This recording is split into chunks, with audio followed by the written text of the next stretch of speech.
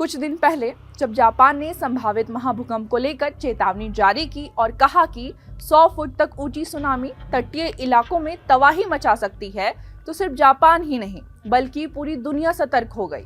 हैरानी इसलिए भी ज्यादा थी क्योंकि जापान दुनिया के सबसे भूकंपरोधी देशों में गिना जाता है।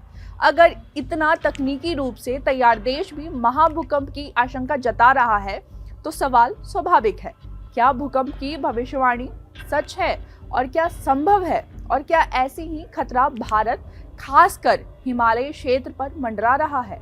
इसी चिंता के बीच भारत में भारतीय मानक ब्यूरो जो कि BIS ने नया भूकंपीय मानचित्र जारी किया है, जिसने खतरे की घंटी और तेज कर दी है। इस नए नक्शे में पूरे हिमालय क्षेत्र को देश के सबसे अधिक जोखिम वाले भूकंपीय जोन जो कि 6 रेड जोन में शामिल किया गया है। पहले जो राज्य जोन 4 और जोन 5 में बटे थे, उन्हें अब पूरी तरह अत्यधिक संवेदनशील श्रेणी में रखा गया है। विशेषज्ञों का कहना है कि यह मैप भविष्य में संभावित बड़े भूकंपों की आशंका को ध्यान में रखते हुए तैयार किया गया है, ताकि नुकसानों का पहले से समझा जा सके और उसे रोका जा सके। अब सवाल उठता है कि क्या भारत में भी महाभूकंप आ सकता है। वैज्ञानिक कहते हैं कि इसका जवाब सिर्फ हाँ या नहीं में देना संभव नहीं है। IIT रुड़की के पृथ्वी विज्ञान विभाग के प्रमुख प्रोफेसर संदीप सिंह के मुताबिक हिमालय में बड़े भूकंप की बात फिलहाल एक अनुमान है, सटीक भविष्यवाणी नहीं है। वहीं पृथ्वी का व्यवहार बेहद जटिल और परिवर्तनशील है।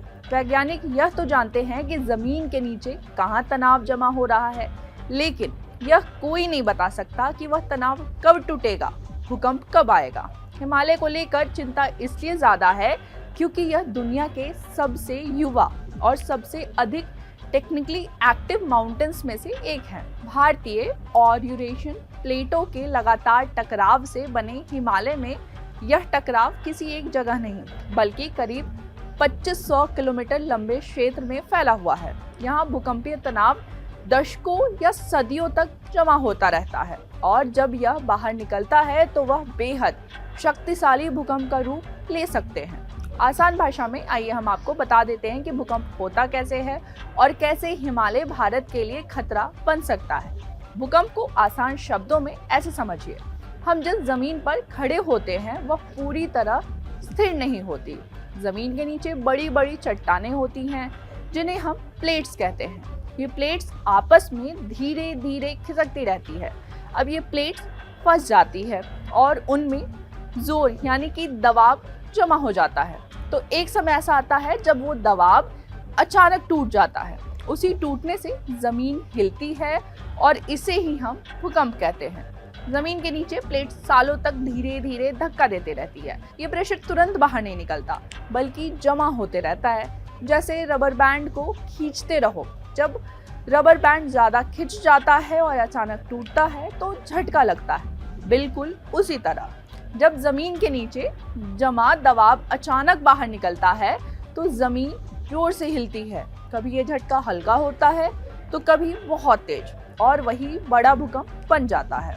हिमालय कोई बहुत पुराना पहाड़ नहीं है, ये पहाड़ आज भी बन रहा है। जी हाँ, आज भी ये बन रहा है और भारत की जमीन यानी भारतीय प्लेट लगातार उत्तर की ओर खिसक रही है और एशिया की प्लेट से टकरा रही है। ये टकराव हजारों सालों से चल रहा है और आज भी जारी है। इसी टकराव की वजह से हिमालय ऊपर उठ रहा है और आज भी वहां जमीन के नीचे दबाव जमा हो रहा है। यही दबाव अगर एक साथ टूटता है तो बड़ा भूकंप आ सकता है। हालांकि विशेषज्ञ यह भी साफ करते हैं कि जापान में संभावित महाभूकंप का हिमालयी प्लॉट सिस्टम पर सीधा असर पड़ने की संभावना बेहद कम है। इसकी वजह यह है कि दोनों क्षेत्र एक दूसरे से बहुत दूर हैं और उनके प्लॉट सिस्टम सीधे तौर पर जुड़े नहीं हैं। इसलिए जापान में आने वाला कोई बड़ा भूकंप भारत में तुरंत किसी बड़ी आपदा की वजह नहीं बनेगा।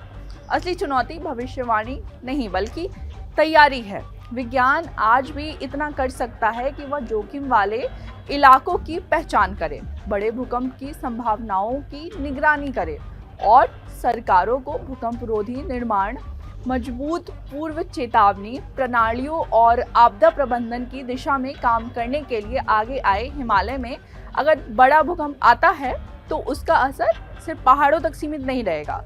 उत्तर भारत के कई राज्य इसकी चपेट में आ सकते हैं।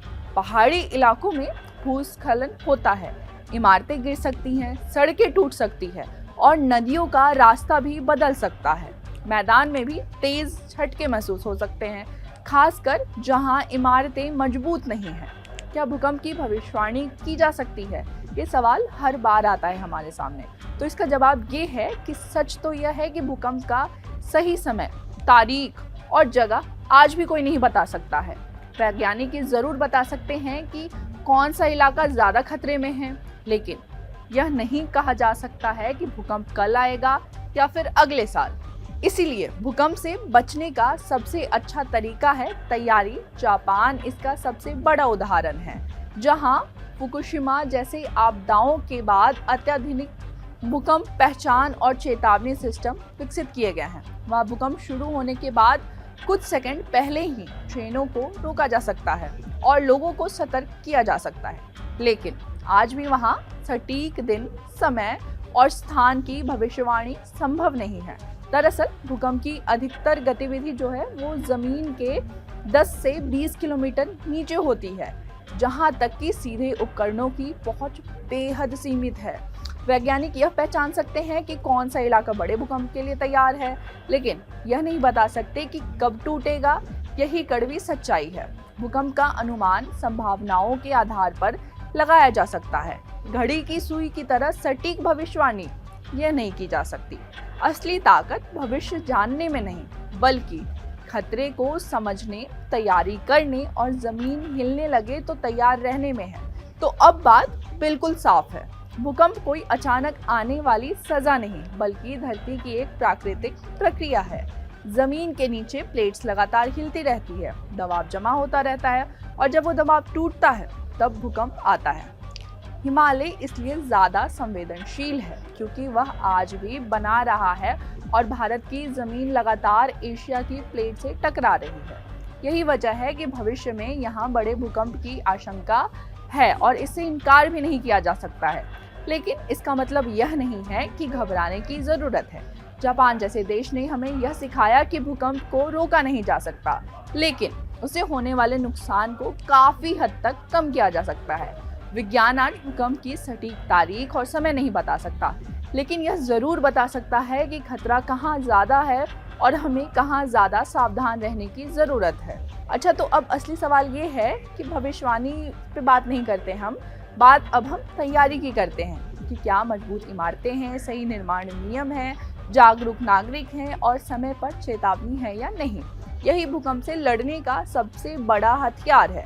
अगर हम जोखिम को समझें और पहले से तैयार रहें तो जब जमीन हिलेगी तब भी जिंदगी को संभाला जा सकता है, क्योंकि ताकत इस बात में नहीं है कि भूकंप कब आएगा, बल्कि इस बात में है कि जब आए तो हम कितने तैयार हैं। बाकी आपको ये वीडियो कैसी लगी हमें कमेंट करके ज़रूर बताएं। मेरा नाम हर्षिता सिंह है, कैमरे पर मेरे साथी दीपक हैं और ये स्क्रिप्ट लिखा है मेरे साथी वात्सल्य ने। शुक्रिया।